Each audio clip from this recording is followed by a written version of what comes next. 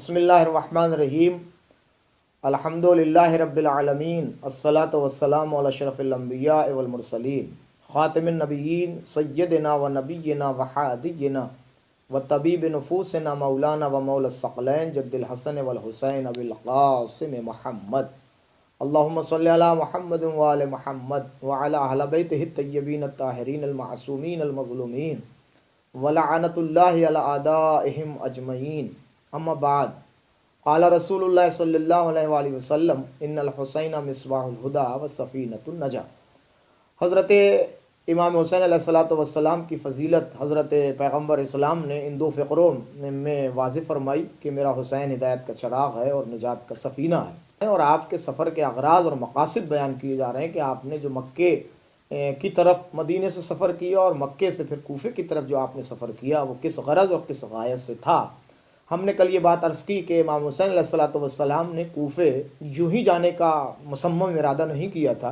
बल्कि आपकी तरफ कुछ खतूत तहरीर फरमाए गए थे कि जिनसे मुतमईन होकर आपने कूफे जाने का इरादा किया था और उन खतूत के आपने जवाब भी तहरीर फरमाए थे। और हमने ये बात आपकी बारगाह में अर्ज़ की कि रावियान हज़रात ने ये बात तहरीर की है कि 18,000 खतूत इमाम हुसैन अलैहिस्सलातु वस्सलाम की बारगाह में पेश किए गए थे। और जिन लोगों ने हज़रत इमाम हुसैन अलैहिस्सलातु वस्सलाम को खतूत लिखे थे वो अज़ीम शख्सियात पर मबनी हैं, अफराद के जो कूफे की नामवर और जो है वो शख्सियात में शामिल हैं। तो एक रिवायत ये भी है कि आपको जो खतूत लिखे गए वो 20,000 बताई जाती है। 18,000 और 20,000 की रिवायात है। उनमें से चंद अकाबिरीन के नाम हम आपकी बारगाह में हाजिर करते हैं कि जिन्होंने इमाम हुसैन सल्लल्लाहु अलैहि वसल्लम को खतूत लिखे थे। सुलेमान बिन सुर्द ख़िज़ाई, ये इमाम हुसैन अलैहिस्सलातु वस्सलाम को ख़त लिखे थे। मुसय्यब इब्न नखिया, इन्होंने हज़रत इमाम हुसैन अलैहिस्सलातु वस्सलाम को ख़त लिखा था। रुफ़ा बिन शद्दाद बजली, इन्होंने इमाम हुसैन अलैहिस्सलातु वस्सलाम। हबीब इब्न मज़ाहिर, ये वो नाम हैं कूफे के और वो नामवर अफराद हैं कि जिन्होंने इमाम हुसैन अलैहिस्सलातु वस्सलाम को दावत दी थी कि आप कूफे तशरीफ़ लाइए। उन लोगों ने अपने खतूत मसहूब अब्दुल्ला बिन सम हमदानी व अब्दुल्ला बिन वाल के हाथ रिसाल फरमाए थे। यानी ये वो एलची थे इन अफराद के और वो कासिदीन थे कि जो आपकी तरफ से ख़त लेके हज़रत इमाम हुसैन अलैहिस्सलातु वस्सलाम की बारगाह में भेजे गए थे। ये दोनों कासिद 10वीं रमज़ान मुबारक थी कि आप मक्का मौसिमा में आपके पास पहुँच गए थे और खतूत आपके हवाले फरमा दिए थे। जिन खतूत का महासल ये था, यानी अगर हम उन खतूत की तहरीर को आपके सामने बयान फरमाएँ तो उसका निचोड़, उसका महासल, उसका मौजू जो था वो ये था कि अगर आप तशरीफ़ न लाए तो ज़लालत में हम लोग पड़े रहेंगे। और अलावा अज़ीम मौसम हज करीब है, मबादा अहले शाम हाजियों के लिबास में वारिद मक्का हो गए हैं और उनकी तलवारें, उनके खंजर आपके खून से रंगीन होंगी। इस बिना पर इमाम हुसैन अलैहिस्सलातु वस्सलाम ने उनके खतूत को कबूल फरमाया और आप उनकी तरफ रवाना हुए। मगर रवाना होने से पहले हज़रत इमाम हुसैन अलैहिस्सलातु वस्सलाम ने सारे खतूत के जवाब तहरीर फरमाए और सारे खतूत के जवाब लिखने के बाद आपने उमरा और जो रऊसा और शुरफा कूफे के थे उन्हें जवाब ख़त लिखा है और हज़रत मुस्लिम इब्न अकील को अपना नायब बना के कूफे की तरफ रवाना फरमाया। अब उसमें हज़रत मुस्लिम इब्न अकील जो हैं वो आपके बहनोई भी हैं, आपके भाई भी हैं, हज़रत अकील के बेटे हैं और हज़रत अब्बास अलंबरदार के सगे बहनोई हैं। हज़रत अब्बास अलंबरदार की एक बहन जनाब रुक़ैया जो हज़रत अली अलैहिस्सलातु वस्सलाम की बेटी हैं और जो बतने हज़रत फ़ातिमा किलाबिया से हैं, यानी जिन्हें हम उम्मुल बनीन के कुन्नियत से पहचानते हैं और आपका जो नाम नामी है वो फ़ातिमा किलाबिया है।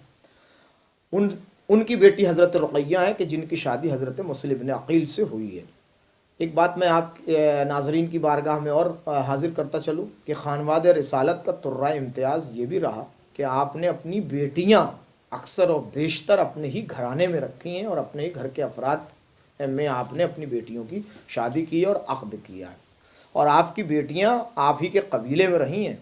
किसी और कबीले में आप ने अपनी बेटियों की शादी नहीं की है। ये तोहमत है सरासर کہ جو تاریخ میں غلط بیانی سے کام لیا گیا ہے کہ حضرت علی علیہ الصلوۃ والسلام کے فلاں داماد تھے یا حضرت رسول اللہ کے فلاں داماد تھے، یہ صرف فضیلت کا ایک باب منتخب کرنے کے لیے یہ باتیں کہی گئی ہیں،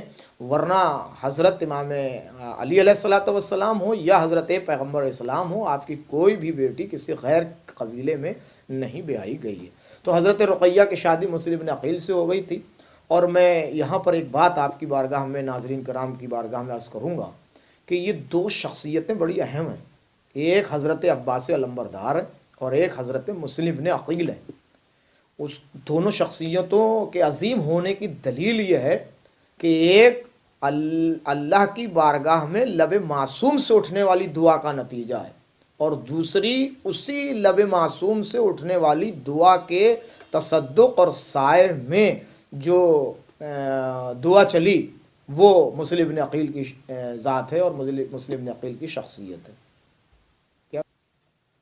تو یہ دو شخصیتیں بڑی عظیم ہیں، ایک حضرت عباس علمبردار ہیں اور ایک مسلم بن عقیل، اور دونوں عظیم شخصیتیں اس لیے ہیں کہ ایک لب عصمت کی نکلی ہوئی دعا کا نتیجہ ہے، یعنی حضرت عباس علمبردار، اور ایک اسی دعا عصمت کے سائے میں جو دعا مستجاب ہوتی ہے اور اس کا جب نتیجہ اخذ ہوتا ہے اور قدرت کی طرف سے جو انعام ملتا ہے وہ حضرت مسلم بن عقیل ہے۔ اس لیے حضرت علی علیہ الصلوۃ والسلام نے جناب عقیل سے یہ بات فرمائی تھی کہ میں ایسے قبیلے میں شادی کرنا چاہتا ہوں کہ جس کے بطن سے ایک بہادر بچہ پیدا ہو، اور آپ انصاب عرب کے بارے میں زیادہ جانتے ہیں۔ میں یہ بات اس لیے آپ کی بارگاہ میں عرض کر رہا ہوں تاکہ میں دو تین باتیں روشن کر سکوں یہاں پر رک کے، اور وہ یہ، پہلی بات تو یہ کہ حضرت علی علیہ الصلوۃ والسلام جیسے وقت کے امام اپنے بڑے بھائی سے زندگی کے ایک ایسے جز کا مشورہ کر رہے ہیں کہ جو لا ينفق ہے،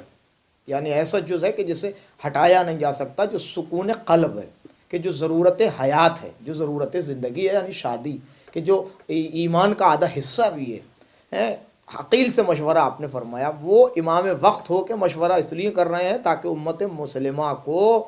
اپنی زندگی میں اس منزل پہ آنے کے بعد جب شادی کا موقع آئے تو اپنے بڑے لوگوں سے اور اپنے بڑے بھائیوں سے مشورہ کر لینا چاہیے۔ ایک مسئلہ تو یہ تھا۔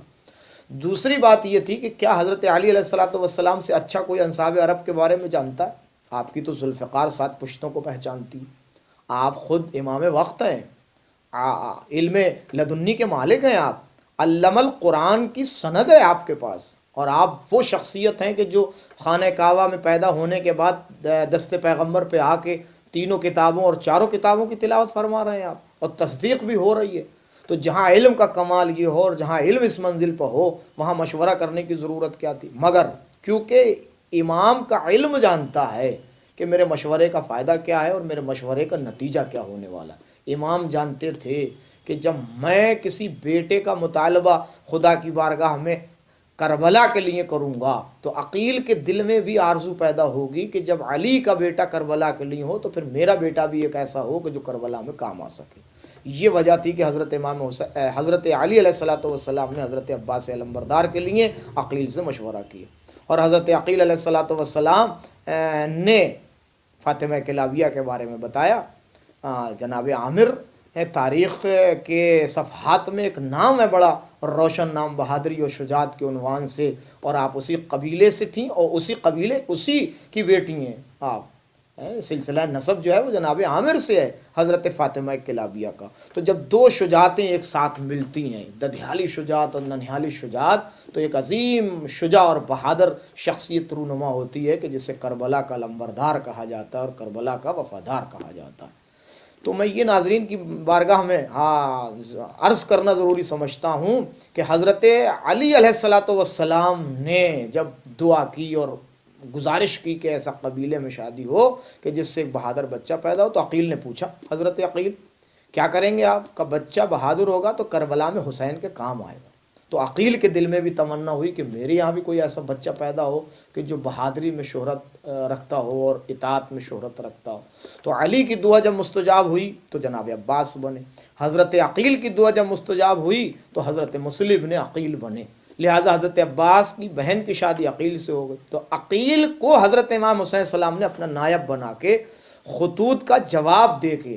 خطوط کا جواب جو دیا وہ حضرت مسلم ہی کے ہاتھ آپ نے روانہ کیا، اور حضرت مسلم کو اپنا نائب بنا کے وہاں بھیجا، اور اس میں 2 لفظ استعمال کیے ہیں کہ جو دو لفظ شخصیت حضرت مسلم بن عقیل علیہ الصلوۃ والسلام کو روشناس کراتے ہیں، متعارف کراتے ہیں اور پہچنواتے ہیں، وہ دو لفظ ہیں ھذا ثقتی، یہ لفظ ہے یہ میرے بھروسے کے لائق آدمی ہے، یعنی یہ لفظ بڑا عظیم ہے، ھذا ثقتی، یہ میرے بھروسے کے لائق ہے، یعنی امام وقت جس ذات پر بھروسہ کرے اسے حضرت عقیل مسلم بن عقیل کہا جاتا ہے۔ تو حضرت مسلم بن عقیل کو اپنا نائب اور وزیر اور جانشین بنا کے کوفے کی طرف حضرت امام حسین علیہ الصلوۃ والسلام نے خطوط کا جواب دے کے آپ نے روانہ فرمایا تھا، اور آپ ان خطوط کا جواب لے کے کوفے روانہ ہوئے تھے، اور نیابت امام حسین علیہ الصلوۃ والسلام کرتے ہوئے آپ کوفہ پہنچے ہیں۔ اور کوفے کے حالات کیسے ہیں اور مسلم بن عقیل کا خیر مقدم کیسا ہوا اور کیا حالات تھے کوفے کے، یہ بات ہم انشاءاللہ